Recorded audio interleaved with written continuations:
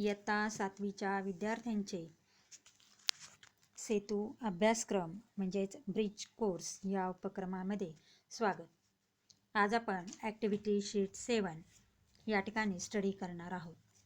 त्यामध्ये पहिला पॉईंट आहे लेट्स अंडरस्टँड. त्यामध्ये आपण natural substances and man-made substances हे पॉईंट अभ्यासणार आहोत.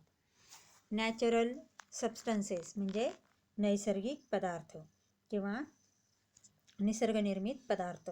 मॅनमेड सबस्टन्सेस म्हणजेच मानवनिर्मित पदार्थ. त्यासाठी आपल्याला रेफरन्स दिलेला आहे स्टँडर्ड 6मध्ये, जे चॅप्टर नंबर 6 आपण स्टडी केलेला आहे.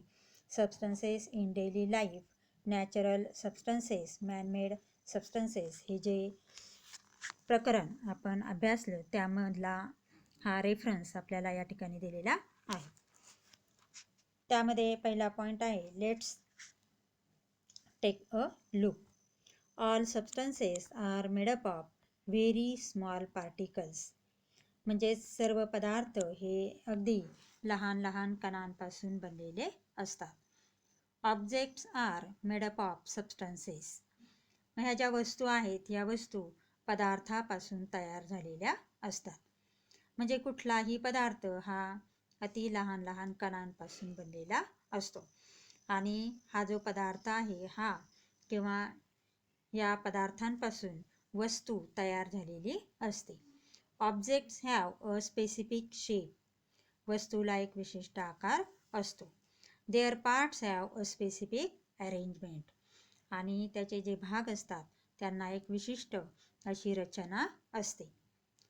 The same substances or material can be used to make many objects. म्हणजे एकाच प्रकारच्या अनेक वस्तू जर तयार करायच्या असतील तर त्याला त्याच प्रकारच्या अनेक पदार्थ या ठिकाणी यूज करावे लागतात. एक्झाम्पल घ्यायचं झालं तर कॉटन. कॉटन हा जो आहे किंवा कापूस, कॉटन म्हणजे कापूस, हा जो आहे हा क्लॉथ किंवा कपड्यांच्या निर्मितीसाठी आणि फायबर्स ऑर थ्रेड धाग्यांच्या निर्मितीसाठी या ठिकाणी यूज केला जातो. म्हणजेच कापडाची निर्मिती करायची असेल किंवा धाग्याची निर्मिती करायची असेल तर कापूस हे जे हा जो सबस्टन्स आहे हा या ठिकाणी यूज केला जातो. नॅचरल सबस्टन्सेस म्हणजेच नैसर्गिक पदार्थ किंवा निसर्गनिर्मित पदार्थ. या ठिकाणी आपल्याला व्याख्या दिलेली आहे पहा. Substances which are available in nature are called natural substances. म्हणजे पदार्थ आपल्याला निसर्गामधून मिळतात त्यांना नैसर्गिक पदार्थ असे म्हणतात. एक्झाम्पल त्यामध्ये दिलेलं आहे पहा. प्लांट्स, फ्रूट्स, सॉईल, वॉटर हे सगळे कसे आहेत? नैसर्गिक पदार्थ आहे. आणि यामध्ये आणखी बरेच पदार्थ तुम्हाला सांगता येतील. There are two types of natural substances. मग हे जे नैसर्गिक पदार्थ आहे किंवा निसर्गनिर्मित पदार्थ आहेत त्यांचे आणखी दोन प्रकार पडतात.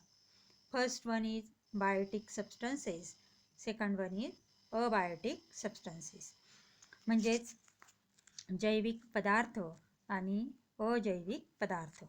बायोटिक सबस्टन्सेस म्हणजेच जैविक पदार्थ, अबायोटिक सबस्टन्सेस म्हणजेच अजैविक पदार्थ. मग हे जे जैविक पदार्थ आहेत हे आपल्याला या ठिकाणी कोणापासून मिळतात? लक्षात घ्या. या ठिकाणी बायोटिक सबस्टन्सेसची व्याख्या आपल्याला या ठिकाणी दिलेली आहे. Substances obtain from living things are called biotic substances. म्हणजेच जे पदार्थ या ठिकाणी लिव्हिंग थिंग्सपासून किंवा ज्या सजीव वस्तू आहेत यांच्यापासून मिळतात त्यांना बायोटिक सबस्टन्सेस म्हणजे जैविक पदार्थ असे म्हणतात. एक्झाम्पल घ्यायचं झालं तर वूल, मिल्क, क्लॉथ. म्हणजे वूल म्हणजे लोकर. लोकर ही आपल्याला मेंढीपासून मिळते. त्यानंतर मिल्क दूध आपल्याला गाई किंवा म्हैस या प्राण्यांपासून मिळते. त्यानंतर क्लॉथ म्हणजे कापड हे आपल्याला किंवा या ठिकाणी हे जे कापड आहे या कापडाच्या निर्मितीसाठी आपल्याला जो पदार्थ आवश्यक आहे तो म्हणजे या ठिकाणी असणारे धागे. मग या धागे आपल्याला जैविक पदार्थांपासून म्हणजेच प्लांट्सपासून मिळत असतात. म्हणजे प्लांट्सपासून जे धागे तयार केले जातात ते सुद्धा कापडांच्या निर्मितीसाठी वापरले जातात. आता परत या ठिकाणी हे जे बायोटिक सबस्टन्सेस आहेत त्यांचे दोन प्रकार पडतात. एक म्हणजे प्लांट ओरिजिन सबस्टन्सेस आणि दुसरा म्हणजे ॲनिमल ओरिजिन सबस्टन्सेस. पहा, या ठिकाणी जैविक पदार्थांचे दोन प्रकारांमध्ये विभाजन होतं. First one is plant origin substances, म्हणजेच वनस्पतींपासून मिळणारे पदार्थ. ॲनिमल ओरिजिन सबस्टन्सेस म्हणजे प्राण्यांपासून मिळणारे पदार्थ. आता जे पदार्थ आपल्याला या ठिकाणी प्लांट्सपासून मिळतात त्यांना प्लांट्स ओरिजिन सबस्टन्सेस असं म्हटलं जातं. या ठिकाणी व्याख्या दिलेली आहे पहा. Substances obtain from plants are called plant origin substances. म्हणजे जे पदार्थ आपल्याला वनस्पतींपासून मिळतात त्यांना वनस्पतीजन्य पदार्थ असे म्हणतात. एक्झाम्पल व्हेजिटेबल्स किंवा फ्रूट्स हे जे आहेत हे आपल्याला प्लांट्सपासून मिळतात. त्यानंतर ॲनिमल ओरिजिन सबस्टन्सेस. मग ॲनिमल ओरिजिन सबस्टन्सेस हे जे आहेत म्हणजेच प्राणीजन्य पदार्थ. यामध्ये व्याख्या आपल्याला दिलेली आहे पहा. Substances obtain from animals are called animal origin substances. म्हणजे जे पदार्थ आपल्याला प्राण्यांपासून मिळतात त्यांना प्राणीजन्य पदार्थ असे म्हणतात. एक्झाम्पल घ्यायचं झालं तर मिल्क, त्यानंतर वूल हे जे पदार्थ आहेत ते आपल्याला प्राण्यांपासून मिळत असतात. Second type is abiotic substances, म्हणजेच अजैविक पदार्थ. आता या ठिकाणी व्याख्या पहा. Substances which are not obtain from living organism are called abiotic substances. म्हणजेच जे पदार्थ आपल्याला लिव्हिंग ऑर्गॅनिझमपासून मिळत नाहीत त्यांना अजैविक पदार्थ असे म्हणतात, म्हणजेच अबायोटिक सबस्टन्सेस. मग त्याच्यामध्ये एअर, वॉटर, सॉईल हे जे पदार्थ आहेत हे आपल्याला हे कसे आहेत? अबायोटिक सबस्टन्सेस आहेत, म्हणजे ते अजैविक पदार्थ आहेत.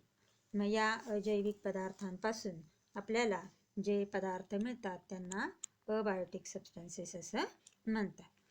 मग त्याच्यामध्ये सॉईल, वॉटर हे कसे आहेत? Abiotic substances. पुढचा पॉईंट आहे मॅनमेड सबस्टन्सेस, म्हणजेच मानवनिर्मित पदार्थ. या ठिकाणी व्याख्या दिलेली आहे पहा. Substances produce by processing naturally available substances are called manmade substances. म्हणजे एखादा नवीन पदार्थ की जो निसर्गामध्ये किंवा नैसर्गिकरित्या जे पदार्थ उपलब्ध आहेत त्यांच्यावर प्रक्रिया करून तयार केलेला असतो, अशा पदार्थाला मानवनिर्मित पदार्थ असे म्हणतात. मग हे जे मानवनिर्मित पदार्थ आहेत त्यामध्ये अनेक उदाहरणं आपल्याला या ठिकाणी सांगता येतील. मग त्यामध्ये डेलिकेट आर्टिकल्स, त्यानंतर perishable fruits etcetera require packaging. पहा, या ठिकाणी जे मानवनिर्मित पदार्थ आहेत त्याचे अनेक उदाहरणं आपल्याला सांगता येतील. मग त्यामध्ये टेबल, कबोर्ड, विंडो, डोअर हे सगळे काय आहेत? मानवनिर्मित पदार्थ आहेत. मग हे जे मानवनिर्मित पदार्थ आहेत त्यामध्ये काही नाजूक पदार्थ असतात. डेलिकेट आर्टिकल्स म्हणजेच नाजूक वस्तू. पेरिशेबल फ्रूट्स, त्यानंतर फळे. एक्सेट्रा रिक्वायर पॅकिंग, आणि त्यांना पॅकिंग व्यवस्थितरित्या करणं आवश्यक असतं. बिग कर्टन्स और थर्माकोल आर बीइंग यूज, आणि त्यासाठी मोठमोठी खोकी किंवा थर्माकोलचा उपयोग केला जातो. These substances are waterproof or water resistant. Waterproof म्हणजेच जलरोधक, म्हणजेच त्यांच्यामध्ये पाणी शिरलं जात नाही. वॉटर रेजिस्टंट म्हणजे पाण्याला ते प्रतिबंध करत असतं. म्हणजे अशा पद्धतीचे जलरोधक हे जे पदार्थ आहेत, हे पदार्थ या ठिकाणी बनवले जातात. त्यानंतर ते कसे असतात? Light weight and easy to transport आणि वजनाने हलके असतात. Example thermocol. थर्माकोल हे कसं असतं? वजनाने हलकं असतं आणि एका ठिकाणाहून दुसऱ्या ठिकाणी वाहून नेण्यासाठी सोयीचं असतं. म्हणजे काही नाजूक वस्तू असतात त्या एका ठिकाणाहून दुसऱ्या ठिकाणी वाहून नेण्यासाठी अशा प्रकारच्या या पदार्थांचा किंवा हे जे सबस्टन्सेस आहेत यांचा उपयोग केला जातो. Next point is irreversible change. Irreversible change म्हणजेच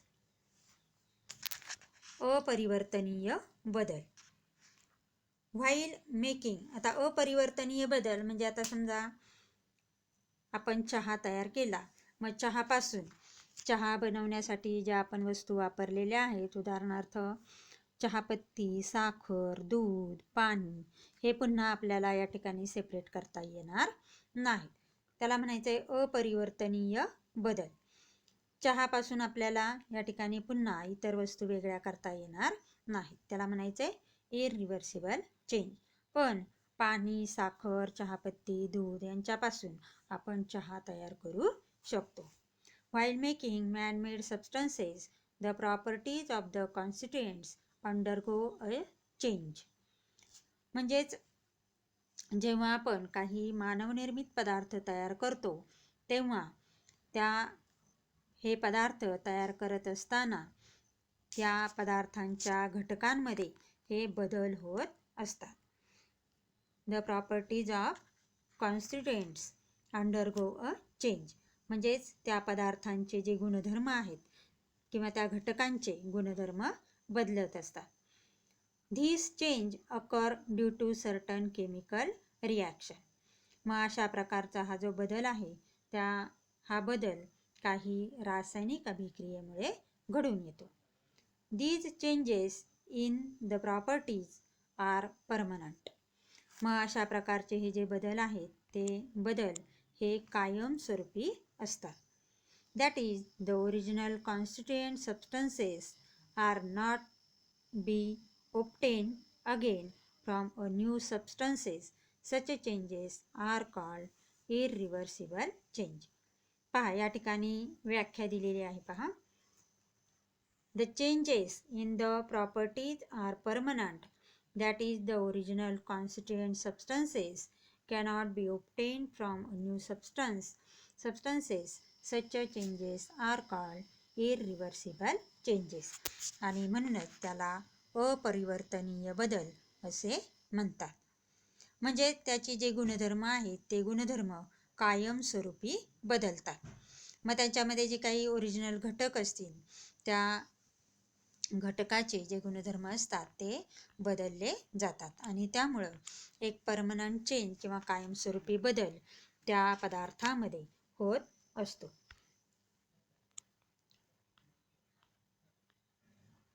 अशा पद्धतीनं आपण ही जी कृतीपत्रिका आहे ही आपण पूर्ण केलेली आहे.